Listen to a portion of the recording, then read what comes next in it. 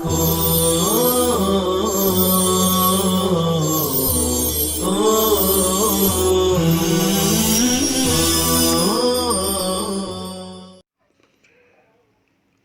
للہ رب العالمین والصلاة والسلام علی سید الانبیاء والمرسلین وعلی آلہ واصحابہ اجمعین اما بعد۔ بسم اللہ الرحمن الرحیم۔ کتاب الاقراری، یہ کتاب اقرار کے احکام کے بیان میں ہے۔ عزیز طلبہ، قبل اس کے کہ عبارت اور اس کی وضاحت کی طرف ہم چلیں، سب سے پہلے یہ سمجھ لیں کہ کتاب الاقرار میں چند اصطلاحات استعمال ہوتی ہیں۔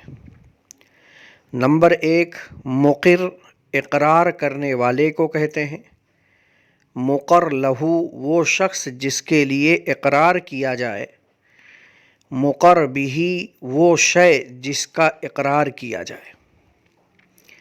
اقرار کے لغوی معنی ہیں ثابت کرنا، اقر یقر، اقرار باب افعال سے ہے، اور اصطلاح فقہ میں اقرار کہتے ہیں اخبار عن ثبوت الحق للغیر علی نفسہ، یعنی اپنی ذات پر کسی دوسرے شخص کے حق کے واجب ہونے کی خبر دینا۔ اقرار کا ثبوت کتاب اللہ سے ہے۔ قال ااقررتم واخذتم علی ذلکم اصری قالوا اقررنا، یعنی اللہ رب العزت نے فرمایا، آیا تم نے اقرار کیا اور اس پر میرا عہد قبول کیا؟ تو وہ بولے ہم نے اقرار کیا۔ تو یہاں عبارت النص کے اندر اقرار کا بیان کیا گیا ہے۔ اذا اقر الحر البالغ العاقل بحق لزمه اقراره مجهولا كان ما اقر به او معلوما۔ آزاد عاقل بالغ جب کسی حق کا اقرار کرے تو اس کا اقرار اس پر لازم ہو جاتا ہے، خواہ جس چیز کا اقرار کر رہا ہے وہ مجہول ہو یا معلوم ہو۔ عزیز طلبہ، اس عبارت میں مصنف علیہ الرحمہ یہ بیان فرما رہے ہیں کہ اگر کوئی عاقل بالغ آزاد ہو اور وہ کسی حق کا اقرار کرے تو اس کا اقرار اس پر لازم ہوگا۔ یہاں آزاد کی قید اس لیے لگائی ہے کہ اگر غلام مال کا اقرار کرے تو وہ مال آقا پر لازم ہوگا اور آقا کا نقصان ہوگا۔ اس لیے اگر تجارت کی اجازت آقا نے نہ دے رکھی ہو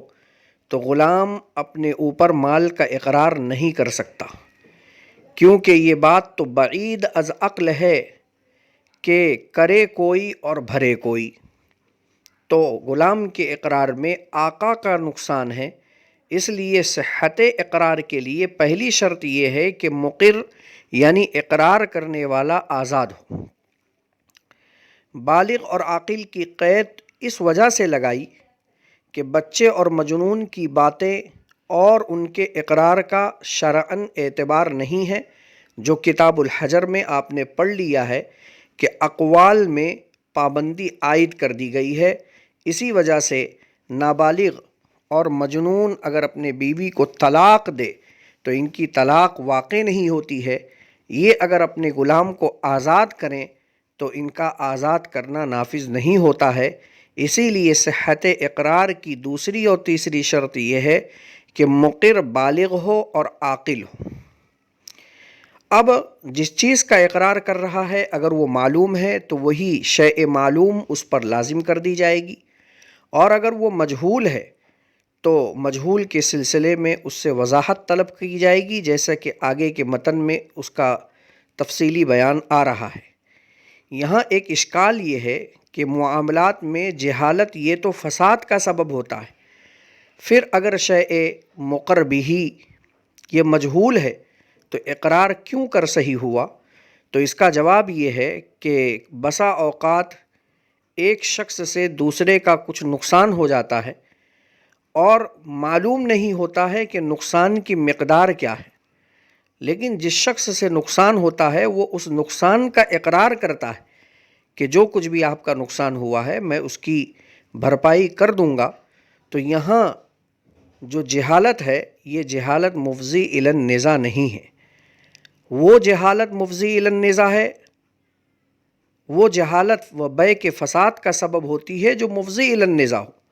اور یہاں پر جو شیء مقر بہ کی جہالت ہے وہ مفضی الی المنازعہ نہیں ہے۔ اس وجہ سے یہاں شیء مقر اگر مجہول بھی ہو تب بھی اقرار جائز ہے۔ وَيُقَالُ لَهُ بَيِّنِ الْمَجْهُولَ، مقر سے کہا جائے گا مجہول کی وضاحت کرے، فَإِن لَّمْ يُبَيِّن، پس اگر وہ وضاحت نہ کرے، أَجْبَرَهُ الْحَاكِمُ عَلَى الْبَيَانِ، تو حاکم اس کو بیان کرنے پر مجبور کرے گا۔ یعنی اگر اس نے جس چیز کا اقرار کیا ہے اس کو مجہول رکھا ہے تو اب حاکم اس کو وضاحت پر مجبور کرے گا، اس لیے کہ جب تک وضاحت نہیں ہوگی اس وقت تک مقر لہو کا حق ادا نہیں ہوگا، اور دوسرے کے حق ضائع نہ ہو، اس کا حق اسے مل جائے، اس وجہ سے حاکم اسے بیان پر مجبور کرے گا۔ فَإِن قَالَ لِفُلَانٍ عَلَيَّ شَيْءٌ لَزِمَهُ أَن يُبَيِّنَ مَا لَهُ قِیمَةٌ، اگر مقر کہتا ہے فلاں کا مجھ پر کوئی چیز لازم ہے، تو اس پر ایسی چیز لازم ہو جائے گی، اس پر لازم ہوگا کہ وہ ایسی چیز کو بیان کرے جس کی مارکیٹ میں کوئی قیمت ہو۔ عزیز طلبہ، اس متن میں مصنف علیہ الرحمہ یہ مسئلہ بیان فرما رہے ہیں کہ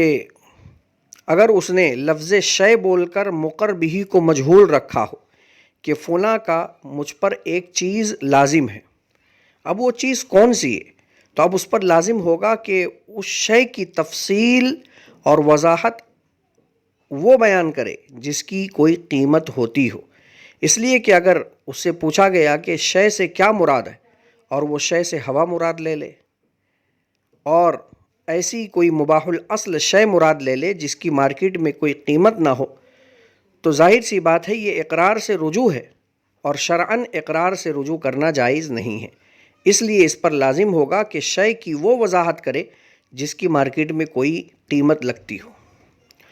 وَالْقَوْلُ فِيهِ قَوْلُهُ مَعَ يَمِينِهِ إِنِ ادَّعَى الْمُقَرُّ لَهُ أَكْثَرَ مِنْهُ،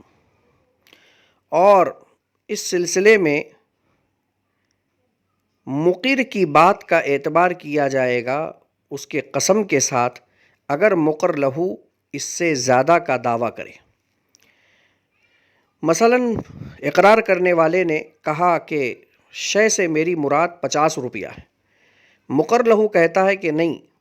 70 روپیہ ہے، تو اب چونکہ مقر لہو مدعی ہے اور مقر منکر ہے، اور اصول قاعدہ ہے البینۃ علی المدعی والیمین علی من انکر، لہٰذا مقر لہو جو مدعی زیادت ہے اس سے کہا جائے گا کہ اگر آپ اپنے اس زیادتی پر دلیل پیش کر دیں تو زیادتی آپ کی ہوگی، لیکن اس کے پاس کوئی بینہ نہیں ہے، اس لیے اب نمبر قسم کا آتا ہے، اس لیے مقر کی بات اس کے قسم سے مان کر جو اس نے وضاحت بیان کی ہے وہی اس پر لازم کر دی جائے گی۔ وَإِذَا قَالَ لَهُ عَلَيَّ مَالٌ فَالْمَرْجَعُ فِي بَيَانِهِ إِلَيْهِ وَيُقْبَلُ قَوْلُهُ فِي الْقَلِيلِ وَالْكَثِيرِ، اور جب مقر کہے کہ فلاں کا مجھ پر مال واجب ہے تو اس کی وضاحت میں اسی کی طرف رجوع کیا جائے گا اور اس کی بات کو قلیل و کثیر میں قبول کر لیا جائے گا۔ عزیز طلبہ، اگر مقر یہ کہتا ہے کہ فلاں کا مجھ پر مال ہے، مطلقاً مال کا لفظ بولتا ہے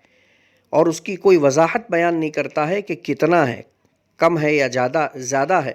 تو اس سلسلے میں حکم شرع یہ ہے کہ مقر کی طرف رجوع کیا جائے گا اور اسی سے کہا جائے گا مال سے کتنا مال مراد ہے۔ اب اگر وہ کم بیان کر دے 2-5 روپیہ، زیادہ بیان کر دے تو قلیل و کثیر ہر دو صورت میں اس کی تصدیق کی جائے گی، اس لیے کہ اگر کم بیان کرتا ہے تو اس کا اطلاق بھی مال پر ہوتا ہے، اور اگر زیادہ بیان کرتا ہے تو اس کا اطلاق بھی مال پر ہوتا ہے۔ فَإِن قَالَ لَهُ عَلَيَّ مَالٌ عَظِيمٌ لَمْ يُصَدَّقْ فِي أَقَلَّ مِن 200 درہم، اور اگر مقر کہتا ہے کہ فلاں کا مجھ پر مال عظیم ہے تو اس کی تصدیق 200 درہم سے کم میں نہیں کی جائے گی۔ وَإِن قَالَ لَهُ عَلَيَّ دَرَاهِمُ كَثِيرَةٌ لَمْ يُصَدَّقْ فِي أَقَلَّ مِنْ 10 دراہم، اور اگر مقر کہتا ہے کہ فلاں کے مجھ پر کثیر دراہیم ہے تو اس کی تصدیق 10 درہم سے کم میں نہیں کی جائے گی۔ فَإِن قَالَ لَهُ عَلَيَّ دَرَاهِمُ فَهِيَ 3 إِلَّا أَن يُبَيَّنَ أَكْثَرَ مِنْهَا، اور اگر مقر کہتا ہے فلاں کے مجھ پر دراہیم ہیں تو وہ 3 دراہیم مراد ہوں گے، مگر یہ کہ مقر 3 دراہیم سے زیادہ بیان کر دیں۔ عزیز طلبہ، اس عبارت میں مصنف علیہ الرحمہ 3 مسائل بیان فرما رہے ہیں۔ پہلا مسئلہ یہ ہے کہ مقر اگر مال کے ساتھ عظیم کی صفت لگا کر اقرار کرے تو مال عظیم سے مراد یہاں نصاب زکوٰۃ یعنی 200 درہم کی مقدار مراد ہوگی، کیونکہ شریعت کی نظر میں مال عظیم 200 درہم یا 20 دینار جو نصاب زکوٰۃ ہے اسی کو مال عظیم کہا جاتا ہے، اس لیے کہ زکوٰۃ کے واجب ہونے کے لیے مالدار ہونا ضروری ہے، اور آدمی کم مال کے ساتھ مالدار نہیں ہو سکتا، اس لیے شریعت نے 200 درہم جو نصاب زکوٰۃ ہے اس کو مال عظیم مانا ہے، اس وجہ سے یہاں مقر پر 200 درہم لازم کر دیا جائے گا۔ اور اگر وہ کہتا ہے مجھ پر فلاں کے کثیر دراہیم ہے، دراہیم کے ساتھ صفت کثیرہ لگاتا ہے، تو چونکہ یہاں دراہیم جمع بھی ہے اور پھر اس کے ساتھ اس نے کثیرہ کی صفت لگائی ہے، اور آپ کو معلوم ہے کہ عربی اعداد میں جمع کا صیغہ 10 تک بولا جاتا ہے، یہ عدد جمع کثرت کا ادنا درجہ ہے اور جمع قلت کا منتہا ہے، تو لفظ کا اعتبار کرتے ہوئے یہاں 10 درہم سے کم میں اس کی تصدیق نہیں کی جائے گی۔ اور اگر وہ مطلقاً دراہیم کہہ کر اقرار کرتا ہے، اس کے ساتھ نہ عظیم نہ کثیرہ کوئی صفت نہیں لگاتا ہے، تو چونکہ دراہیم یہ جمع ہے اور اقل جمع 3 ہے، لہٰذا 3 دراہیم یہاں مراد ہوں گے، مگر یہ کہ مقر اگر 3 دراہیم سے زیادہ کی وضاحت کرے تو وہ زیادتی بھی لازم ہو جائے گی۔ وَإِن قَالَ لَهُ عَلَيَّ كَذَا كَذَا دِرْهَمْ لَمْ يُصَدَّقْ فِي أَقَلَّ مِنْ 11 دِرْهَمٍ، اگر مقر کہتا ہے فلاں کے مجھ پر اتنے درہم لازم ہیں تو اس کی تصدیق نہیں کی جائے گی 11 درہم سے کم میں۔ وَإِن قَالَ كَذَا وَكَذَا دِرْهَمًا لَمْ يُصَدَّقْ فِي أَقَلَّ مِنْ 21 دِرْهَمًا، اور اگر کہتا ہے فلاں کہ مجھ پر اتنے درہم لازم ہیں تو اس کی تصدیق 21 درہم سے کم میں نہیں کی جائے گی۔ عزیز طلبہ، اس متن میں مصنف علیہ الرحمہ 2 مسئلے بیان فرما رہے ہیں جو باریک اور لطیف فرق کی وجہ سے دونوں کا حکم الگ الگ ہے۔ اگر مقر نے قضا قضا درہمن بیچ میں حرف عطف کا استعمال کیے بغیر کہتا ہے قضا قضا درہمن، فلاں کہ مجھ پر اتنے درہم لازم ہیں، تو چونکہ یہ 11 درہمن کے مشابہ ہے اور بغیر حرف عطف کے عدد سے یہاں یہی 11 درہم مراد ہوں گے اور 11 درہم سے کم میں اس کی تصدیق نہیں کی جائے گی۔ اور اگر وہ قضا و قضا درہمن کہتا ہے یعنی 2 قضا کے درمیان حرف عطف کا استعمال کرتا ہے تو یہ چونکہ 21 درہمن کے مشابہ ہے کہ حرف عطف سے اعداد کی شروعات یہیں سے ہوتی ہے، لہٰذا 21 درہم سے کم میں اس کی تصدیق نہیں کی جائے گی۔ وَإِن قَالَ لَهُ عَلَيَّ أَوْ قِبَلِي فَقَدْ أَقَرَّ بِدَيْنٍ، اور اگر مقر کہتا ہے کہ فلاں کے مجھ پر یا میری طرف لازم میری طرف ہیں تو یہ دین کا اقرار ہوگا۔ وَإِن قَالَ لَهُ عِنْدِي أَوْ مَعِي فَهُوَ إِقْرَارٌ بِأَمَانَةٍ فِي يَدِهِ، اور اگر کہے فلاں کے میرے پاس یا میرے ساتھ ہیں تو یہ اپنے قبضے میں امانت کا اقرار ہوگا۔ عزیز طلبہ، اس عبارت میں مصنف علیہ الرحمہ 2 مسئلے بیان فرما رہے ہیں۔ پہلا مسئلہ یہ ہے کہ مقر اگر علیہ کہہ کر اقرار کرتا ہے کہ فلاں کے مجھ پر لازم ہے یا قبلی میری طرف ہیں، تو چونکہ عرف میں علی الزام کے لیے آتا ہے اور قبلی زمان پر دلالت کرتا ہے، اس لیے یہاں ان دونوں الفاظ سے اقرار اگر کر رہا ہے تو یہ اقرار دین اور قرض کا اقرار ہوگا۔ اور اگر وہ اقرار عندی یا معی کے ذریعے سے کرے، میرے پاس ہیں یا میرے ساتھ ہیں، تو ان دونوں الفاظ سے مانع الزام مراد نہیں ہوتے ہیں، مانع لزوم مراد نہیں ہوتے ہیں، بلکہ امانت ہونے کی یہ امانت ہونے کی خبر یہ الفاظ دیتے ہیں۔ اس وجہ سے اب یہاں مانا جائے گا کہ یہ شخص اپنے قبضے میں کسی امانت کا اقرار کر رہا ہے۔ وَإِن قَالَ لَهُ رَجُلٌ لِّي عَلَيْكَ أَلْفُ دِرْهَمٍ، اور اگر مقر کہے میرے تجھ پر 1000 درہم لازم ہے، فقال اتزنها او انتقدها، چنانچہ مقر کہے، اگر کوئی شخص کسی سے کہے کہ میرے تجھ پر 1000 درہم لازم ہے، پس وہ شخص کہے تو اس کو وزن کر لے یا پرکھ لے، او اجلنی بہا، یا اس کے ادا کرنے میں مجھ کو مہلت دے، او قد قضیت کہا فہو اقرار، یا کہے کہ میں نے تجھے وہ دراہیم ادا کر دیے تھے، تو یہ اقرار ہے۔ عزیز طلبہ، اس متن میں مصنف علیہ الرحمہ یہ مسئلہ بیان فرما رہے ہیں کہ اگر کوئی شخص کسی سے کہے کہ میرے تجھ پر 1000 درہم باقی ہے، اور وہ شخص جس سے یہ جملہ کہا گیا وہ یہ کہتا ہے تو ان دراہیم کو وزن کر لے، پرکھ لے، یا مجھے ادا کرنے کی مہلت دے، یا میں نے تجھے وہ دراہیم ادا کر دیے ہیں، تو یہ سارے الفاظ اقرار شمار ہوں گے، کیونکہ یہاں صراحتاً اس کے اس جملے کے جواب میں اس نے منع نہیں کیا کہ میرے تجھ پر 1000 درہم لازم ہے۔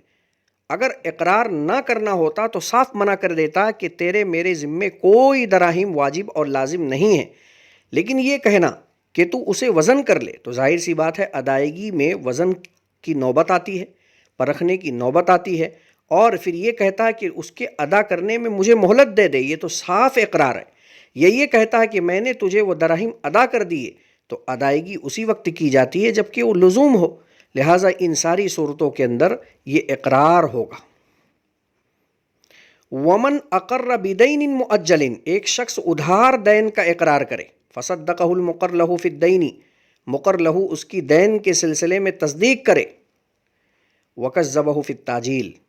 اور ادھار کے سلسلے میں اس کی تکذیب کرے، لزمہ الدین حالا، تو دین اس پر فی الحال لازم ہو جائے گا، ویستحلف المقر لہ فی الاجل، اور مدت کے سلسلے میں مقر لہ سے قسم لی جائے گی۔ عزیز طلبہ، اس عبارت میں مصنف علیہ الرحمہ یہ مسئلہ بیان فرما رہے ہیں کہ اگر کوئی شخص ادھار قرض کا اقرار کرے کہ فلاں کے میرے ذمے 10,000 ہیں، لیکن وہ فی الفور نہیں ہے، 6 مہینے کے بعد ہے، مقر لہ جس کے لیے اس نے 10,000 کا اقرار کیا ہے، وہ 10,000 دین کے سلسلے میں تو تصدیق کرتا ہے کہ مقر نے برابر اقرار کیا کہ میرے اس کے ذمے 10,000 نکلتے ہیں، لیکن اس نے تاجیل کی مدت کے سلسلے میں، ادھار کے سلسلے میں اس کی تکذیب کر لی کہ وہ 10 دراہیم 6 مہینے کے بعد نہیں ہیں بلکہ فی الحال ہیں، تو اس سلسلے میں چونکہ مقر یہ مدعی ہے، لہٰذا اگر واقعی میں یہ قرض ادھار ہے تو اس کے ذمے بینہ اور ثبوت کا پیش کرنا لازم ہے۔ اگر وہ کوئی بینہ، کوئی تحریر پیش کر دے تو ایسی صورت میں اس کے حق میں فیصلہ ہوگا اور یہ قرض 6 مہینے کے بعد ہی ادا ہوگا، لیکن چونکہ اس کے پاس کوئی بینہ اور ثبوت اور تحریر نہیں ہے، تو چونکہ مقر لہ اس سلسلے میں منکر ہے، لہٰذا اس سے قسم لی جائے گی اور اس کی تصدیق کرتے ہوئے فی الفور قرض کو لازم کر دیا جائے گا۔ اکتفی علی ھذا القدر۔ السلام علیکم ورحمۃ اللہ وبرکاتہ۔